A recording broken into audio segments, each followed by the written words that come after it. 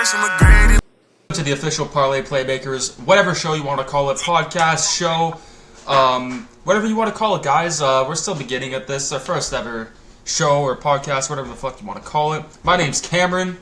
What's going on? Co-host Bubs here, major degenerate gambler, and I'm ready. Blows $1,000 on blackjack. It's okay. I went on Crash, went all out, and just fucked myself in the ass, so it's okay. You know, I think we're even. You know. Before we get started on our prop bets today, you want to explain how your grandma gave you $100 and just that shit's gone now? Oh yeah, got from the grandma, got $100 for Christmas. Nice thought from my grandma, and I ended up putting it in the account, and it's gone. All gone. Absolutely rammed yesterday.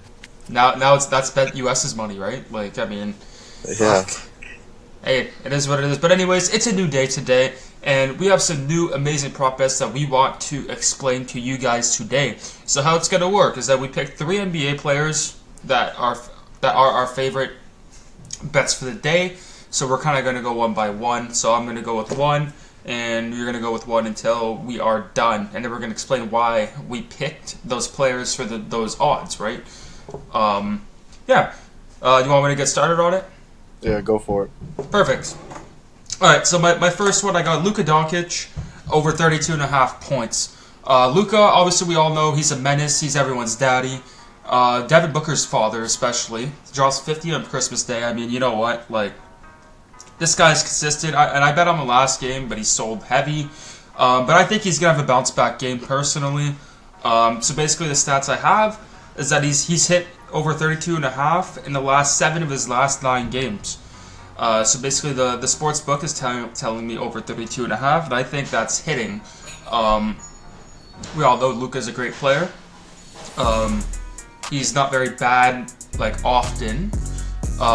Hence why I picked him today. It has a 75% chance of hitting, and I think that's a lock for most bettors that we should consider, because Luka, he's him, right? Like, yeah, like, I don't know, like, Luka is a generational talent, and no one can deny that. So that's why he's going to be on my parlay today. What's your thoughts? Yeah, it's hard to go against Luka. I mean, he's just him and Jokic, I'd say, are the best players in the league. But Luka just gets whatever shot he wants, however he wants it. So he makes it. Yeah, for sure. And then my first play is Trae Young over 11.5 assists.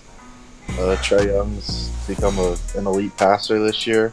Obviously, Tyrese Halliburton's on a whole nother level, but Trae Young deserves some love too. And he's hit his margin in his last 7 out of 10 games. And he's playing OKC today, which OKC and Atlanta are both top 10 in pace. So a lot of chances for them to score and obviously pass the ball if you're Trae Young. I like that one. Trae Young's basically known for his threes, his half-court bricks. Based off my frustrations, I bet on 4 threes for him for the past few weeks, and he's fucking sold. He sold the bag, man. Yeah, but assists I like. Assists I truly like on that play. But anyway, is there anything else you want to bring up on Trae Young? Like, do you think that, like, what's the margin on him? Do you think he's gonna hit that tonight? I just think he shoots bricks now, so he better get to passing since he can't make his shots. I love it. Hey, perfect. Anyways, the next guy I have is Alfred Sengun. We all know Alfred Sengun is a unicorn.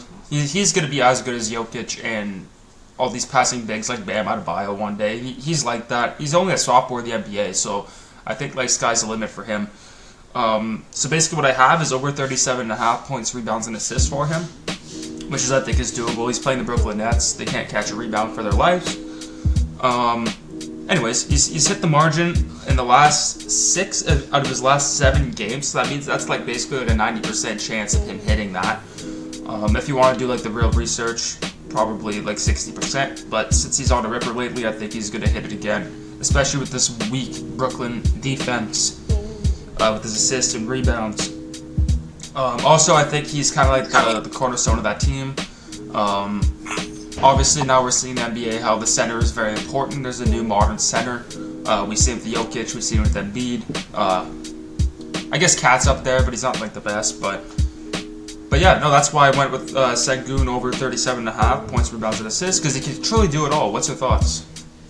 I think you were kind of gaslighting the Nets because they fucking sold you the other day, didn't they? Yep. Yeah. But yeah, I like Sengun. I mean, Claxton's good and all, but once you pull Sengun, will pull him out to the perimeter, and it'll open up a lot of things for him to operate. So I do like that play, and I like the Rockets to win tonight as well. I think so too. That's perfect. Anyways, on to your next play. All right, my second one, I got Dante DiVincenzo over 12.5 points. Damn. So pretty much, as most people know, they made that trade to get OG Anunoby. People think that the Raptors absolutely finessed, and I would agree. But with that trade now, Dante has a bigger role, I'd say, since they lost Quickly and RJ Barrett. And Dante has hit this margin in 5 out of 6 times when he's played 25 plus minutes. And now that some guys are gone, he's going to get more opportunities and more minutes. So I really love that play with Dante tonight. I could agree with you, and especially since he's a guard, like Quickly was taking a lot of shots too.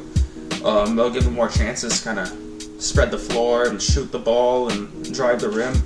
I kind of like that play. And I think the Knicks, ever since trading both of them, they've been decent. They're on a 2-game win streak. Especially with Anunoby. I know he's not the best offensive guy, but especially on the defensive end of the floor, it's definitely huge for Tom Thibodeau to adjust his lineups. He has more versatility and just kind of go from there, right? Yep. It's perfect. Although without Mitchell Robinson, their floor spacing isn't bad, but once he gets back, I mean, I don't know. Well, the thing with Mitch Rob is that he's a good shot blocker, he's a good rebound, he's kind of the cornerstone. They kind of need him in a way if they want to make it get a run. But yeah, you're I right. agree. But you're definitely right on that one. Okay, well, perfect. I'm gonna go with my third margin now. I'm going Kawhi Leonard over 24.5 points.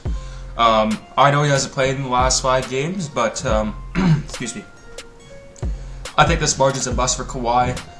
Before getting injured, he's hit it every single time. Especially since Phoenix doesn't have Kevin Durant tonight in the lineup, I think Kawhi's gonna eat, just get his fucking faders from the mid range, hit his threes. I think 25 points is a lot for Kawhi. Like I was saying, he hits that stat line before getting injured, and like I said, Phoenix is not a very good defensive team. Especially with the Clippers, they have a lot of versatility. Especially with Zubac and Paul George, Westbrook, they have a lot of guys, so I think that's a good play. What's your thoughts? Yeah, if KD doesn't play, then that line will go way up for sure. Probably like 27, 28 points. Even if KD does play, though, I'd assume that he would share some time guarding Kawhi with Grayson Allen, probably Devin Booker as well. But Kawhi's asserted himself as the top player on that team over the past couple of years. I feel like they rely on him now more than Paul George. And honestly, I think that's just too low for the best player on one of the better teams in the Western Conference. I agree. That's why I picked him. It's perfect. But yeah, that's basically all I have to say on Kawhi. He's like that. He's definitely like that. I fuck with him. So yeah, that's all I need to say. Now on to your next play. Alright, and my final play is Jalen Duren over 11.5 rebounds. Every game since coming back from his injury, he's hit this, and I honestly just don't know why it's so low. He's just a rebounding machine. Like, the Pistons don't have to crash the glass. That's gonna be a new line. Crash the grass. Crash the grass. But yeah, the Pistons, they're pretty confident with Duren being able to go up and get rebounds. He's hit this margin sometimes in the first half even. So, I mean, until they make it higher, I'm gonna take it every time. I mess with it. I definitely like that play. Especially with the Pistons not being a very good team. Obviously, they beat the Raptors the other day. Jalen Duren's going to be definitely a corner piece of that team and going forward. I think he's a really underrated center. I think he could be as good as Bam Adebayo, just getting those rebounds. He's very fast, versatile. No, that was a really good draft pick for the Pistons. He's only 19, 20 years old, so he has a lot of time to develop. They just need to develop, get shooting around Cade and Duren, and from there, I think they'll be a very dangerous team going forward. Because if you look at them, they're shit, right? Like when you watch them play, they're garbage. But I think they have a lot of potential, especially with Jaden Ivey at the shooting guard, Thompson at small forward. I think what they should do is just get rid of Bojan Bogdanovic. Just get rid of those older guys. Just get some draft picks, and I think Detroit's going to be a dangerous team going forward in the future. Yeah, I agree. They do have a bright future. Just got to put the pieces together. Obviously, that crazy losing streak's over.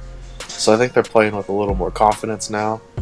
And also for Utah, I think Walker Kessler's coming off the bench still. So that'll be some easy opportunities for Duren in the opening minutes while Kessler's on the bench.